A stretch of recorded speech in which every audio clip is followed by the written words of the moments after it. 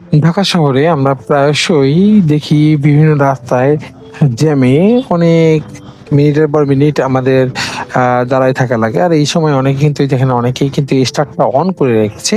But আমি করেছি কি স্টার্ট অফ করেছি কয়েকটা কারণে। কারণ ফুয়েলটা কনজিউম হবে। আর অনেকেই বলে যে স্টার্ট দিতে আসলে স্টার্ট অফ করে আবার দিতে যে পরিমাণ তেল লাগবে এর চেয়ে বাইক স্টার্ট অবস্থায় থাকলে তেলটা একটু কম লাগে। বাট আমার কাছে যুক্তিটা কেন জানি মানানসই লাগতেছে না।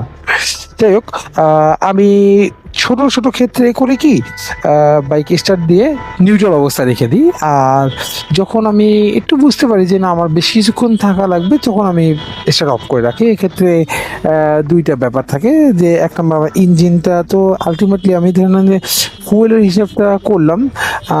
কিন্তু আমার এই ভিতরে মোবিলটা আছে যতক্ষণ বাইক ইঞ্জিনটা ঘুরবে ততক্ষণ পর্যন্ত কিন্তু মোবিলটাও আমার ইউজ হচ্ছে। মানে যেটাকে আমি ইঞ্জিন অয়েল সরি মোবিল বলে ফেলছি। এটা মোবিলটা একটা ব্র্যান্ড। ইঞ্জিন অয়েলটাও কিন্তু ইউজ হচ্ছে এবং এইটাও একটা কনজিউম হচ্ছে।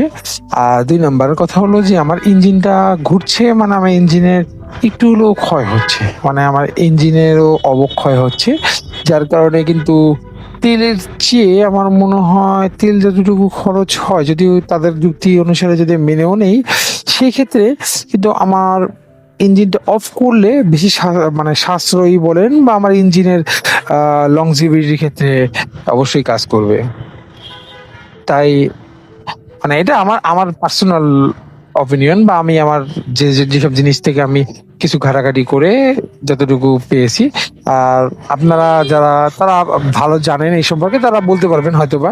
যাই হোক আপনারা যদি মনে করেন যে ইঞ্জিনটা অফ করে অন করলে বেশি তেল খরচ হবে সেটাও একটু আমাকে যদি একটু বুঝিয়ে বলতেন আমারও জিনিসটা জানা হয়ে যেত।